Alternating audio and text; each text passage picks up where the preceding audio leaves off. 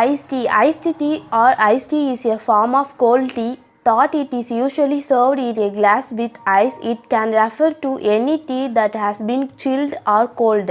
In Indian household, tea is preferred to be consumed first thing in the morning. Yes, that's right. The day being with a hot, steamy and flavorful cup of tea.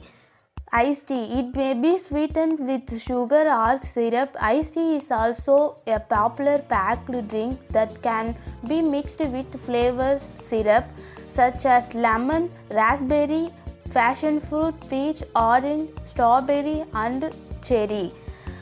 Tea or chai is undoubtedly one of the most famous in the world. Iced tea. China, although not traditional way to serve tea, iced tea gained widespread popularity in even rural areas. Since the late 1980s, with can or bottled tea, many varieties of tea, including green tea, are available packed and sold in store. If you want any other food history, please comment and subscribe it.